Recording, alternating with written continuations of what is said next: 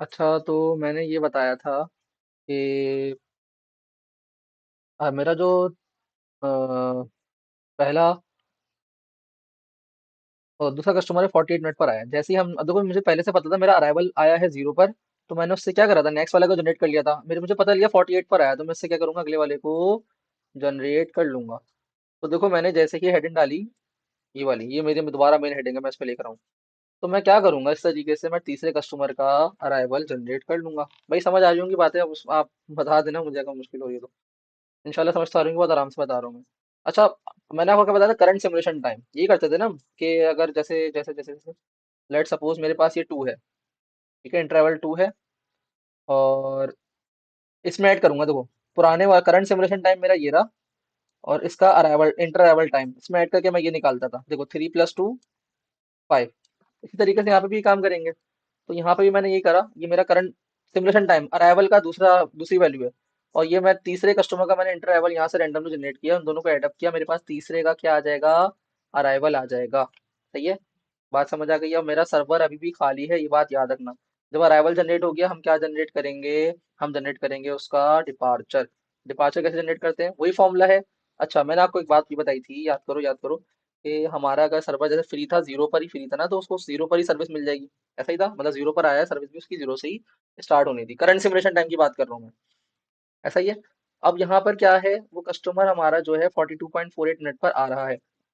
ये थोड़ी सी बस समझने की बात है, तो इसमें भी हम करंट सिमुलेशन टाइम का इस्तेमाल कर रहे हैं, क्योंकि जब वो एंटर हुआ है, अगर उसकी सर्विस टाइम से स्टार्ट हो रही है, तो वहीं से हम स्टार्ट कर देंगे। मतलब 42.48 पे एंटर हो चुका है, और यहाँ से हम क्या कर रहे हैं, उसका रैंडम सर्विस टाइम जनरेट कर रहे हैं भाई। ठीक है, और उसको एडअप करके हम उसका सर्विस डिपार्चर निकाल रहे हैं, कि वो कब तक यहाँ से चला जाएगा। अगर मैं ये ऐड नहीं करूंगा, तो मेरे पास ये छोटा आंसर आएगा, फिर फायदा नहीं है ना। फिर तो 50, अगर देर से आ रहा है, और मतलब 42.48 पर आ रहा है, और अगर 30-20 पर चले जाए, 30-20 मिनट पर चले जाए, तो ये तो कोई सेंस नहीं बन रहा। तो हम क्या करते हैं, जो टाइम पर आया उसको उसमें ऐड करते हैं सिमुलेशन, आई एम सॉरी, उसमें ऐड करते हैं रैंडम नंबर में। तो ये मैंने वही उस तरीके से जनरेट किया है, यूनिफॉर्म का। सही है, तो मेरे पास क्या आ गया, तीसरे का अराइवल, थर्ड कस्टमर का अराइवल। दो चीजें जनरेट कर ली हैं मैंने। अब मैं क्या करूंगा,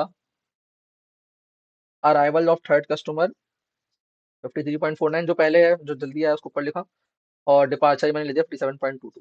ठीक है, यहाँ तक बात समझ आ गई होगी। अब क्या करेंगे हम, अब ये करेंगे कि हमारा जो टॉप पर देखो क्या है, हमारा मतलब इसके सबसे देखो 48 पॉइंट, मैंने वही बात जो बताई थी, 42.48 है ना। उसके बाद नेक्स्ट मिनट कौन सा, 53.49, उस पर क्या लिखा हुआ है, अराइवल ऑफ कस्टमर 3। तो हम इसको डिस्कस करेंगे। देखो भाई, अराइवल ऑफ कस्टमर 3 निकालेंगे, कैसे निकालेंगे, हमने यहाँ पे पहले हेडिंग डाली है, दोबारा मेन हेडिंग डाली है। तो ये नहीं, बात समझ आ रही है मैं किस तरीके से ग्राफ बना रहा हूँ, समझ आनी चाहिए। अच्छा, तो कस्टमर 3 है, C4 हम निकालेंगे, कैसे निकालेंगे, उस तरीके से निकालेंगे। इसका, ये मेरा करंट सिमुलेशन टाइम है, और इसका आने वाले का मैं क्या कर दूंगा, इंटर अराइवल टाइम ऐड कर दूंगा। मेरे पास क्या आ गया, आने वाले का, बोलो जल्दी। हाँ, सही बोला है, अराइवल ऑफ 4 कस्टमर, C4 मैंने ये जनरेट कर लिया है। जब मैंने जनरेट कर लिया है, तो मेरे पास क्या होगा,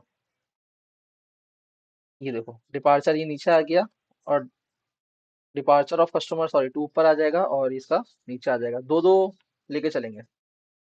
ठीक है, अब नेक्स्ट पे देखो हमारे पास क्या हो रहा है, अगले पोर्शन में हमारे पास कुछ ऐसा सीन हो रहा है, हम इसके ऊपर डिस्कशन करेंगे। भाई कस्टमर 4 2 भी तो जाएगा ना हमारा।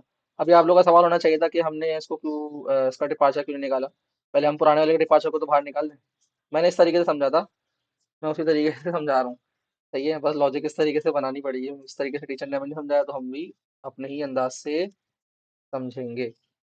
अच्छा जी, अब देखो हम करेंगे क्या, हम इसको निकालने की कोशिश करेंगे। कैसे निकालेंगे, हम डिपार्चर निकालेंगे। देखो कस्टमर 3 इस पे जा रहा है, 57.22 पे हमारा निकल रहा है। ठीक है, customer 3 will go to start it service, the waiting it faces, ऐसी बात है। देखो 57.22 पर हमारा C2 बाहर निकल रहा है, लेकिन C3 जो हो रहा है वो एंटर कब हो रहा है, C3 अल्लाह भला करे आपका एंटर हुआ है 53.49 पर। ठीक है, तो उसको कुछ ना कुछ तो वेटिंग मिली है। तो आप लोग गौर से देखो, 53.499 में से जो हमारा जो इसका जो है ना, ये 57.22, मतलब ये सर्वर पे बिजी था, और ये कब से आगे बैठा हुआ है, तो उसमें से इसको माइनस कर देंगे, हमारे पास वेटिंग टाइम आ जाएगा।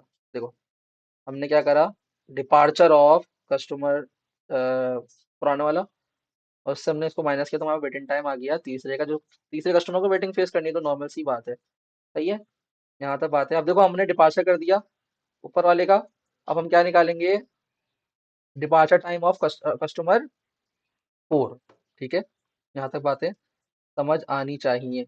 कस्टमर 4 के लिए करंट सिमुलेशन टाइम हमारा 57.22 होगा, वो जो कि होगा अराइवल ऑफ कस्टमर 3। यहाँ से जाकर थोड़ी सी ना कॉम्प्लिकेट हो जाती चीज़ें, तो कॉम्प्लिकेट नहीं होने देनी है, बस मैं यहाँ पे सब मार्किंग करता हुआ चल रहा हूँ। डिपार्चर टाइम के लिए हम यहाँ पर लिख देंगे वही फॉर्मूला सर्विस का, क्योंकि यहाँ पे डिपार्चर का मतलब क्या है, कितनी सर्विस लेके जा रहा है हमारा कस्टमर वहां से। ठीक है, तो मैंने क्या निकाल दिया, सर्विस टाइम निकाल दिया, मतलब इस ड्यूरेशन तक ये मेरा जो बंदा है वो अंदर रहेगा। तो अब देखो, अराइवल ऑफ C4 ऊपर आ जाएगा, और अल्लाह भला करे आपका डिपार्चर ऑफ C3 नीचे आ जाएगा। अब मैं किस पे काम करूंगा, मैं अराइवल ऑफ C4 पर काम करूंगा। C4 पे काम करूंगा, इसका मतलब क्या है, मैं क्या करूंगा, पांचवे का जनरेट करूंगा। ठीक है ना, वही बात हो गई, जो सारा काम लेके चल रहे हैं हम वो भी सारी फ्लो में लेके चल रहे हैं। पांचवे का अराइवल जनरेट हो गया, एक अराइवल जनरेट हो गया, मैंने कहा है दो एंटिटी मैक्सिमम आप रखेंगे। तो देखो, अराइवल ऑफ C5 ऊपर आ गया, और डिपार्चर ऑफ C3 नीचे आ जाएगा, यहाँ पे मैंने डिपार्चर कैलकुलेट किया। सही है, ये डिपार्चर ऑफ C3 है। अगर मैंने, सॉरी अगर मैंने, शायद मुझे लग रहा है मैंने डिपार्चर ऑफ C4 बोल दिया था। सही है ना, मतलब वेटिंग लेने के बाद वो कब कितनी देर तक सर्वर में हमारे मौजूद है। ठीक है, यहाँ तक बात समझ आ गई है, डिपार्चर ऑफ C3। अब देखो, अब आप लोगों का सवाल ये होना चाहिए था कि यार डिपार्चर तो पहले आ चुका था, हमने इसको C4 C5 को ऊपर क्यों लिख दिया। जिसका टाइम कम होगा आप उसको ऊपर लिख देना। ठीक है, देखो क्योंकि हम मैनुअली चल रहे हैं ना, मतलब टाइम तो ऐसे इंक्रीज कर रहा है, जो जो इवेंट होता जा रहा है ना हम उसको मैप करते जा रहे हैं। जो टाइम इंक्रीजिंग ऑर्डर में आता जा रहा है हम उसको मैप करते जा रहे हैं। यहाँ पे ही काम कर दिया। अब अराइवल ऑफ C5 से हम क्या निकालेंगे, ओ माय गॉड मैंने कुछ उल्टी बात कर दी है। 2 मिनट मैं इसको देखता हूँ। वैसे कोई मसला नहीं होगा, हम अगर इसको भी कैलकुलेट कर लेते हैं, लेकिन चलो मैं यहाँ पे जो डिस्कशन हुई है यहाँ पे बता रहा हूँ। देखो, अब यहाँ पे क्या कैलकुलेट किया, डिपार्चर ऑफ C3। सही है, कि अब C3 का मतलब क्या है कि कब कस्टमर 3 हमारे सिस्टम में से निकल कर जा रहा है, और जो इससे प्रीवियस वाला होगा वो, 2 मिनट यार मैं इसको ज़रा देख लूँ, क्योंकि मैंने लग रहा है मैंने आगे पीछे किया इसमें। हाँ तो मैंने ना ये आगे पीछे किया है।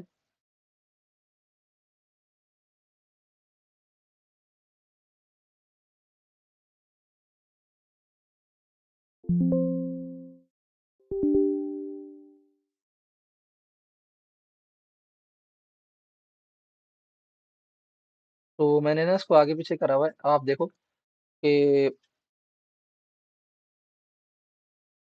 आगे पीछे से करने से मुराद क्या है, कि भाई मैंने ना ये कर दी मिस्टेक, कि ये मुझे C5 पहले लेना चाहिए था। मैंने आपको बताया ना जो ऊपर एंटिटी होगी वो पहले से, ऐसी बात है मैनुअली चल रहे हैं।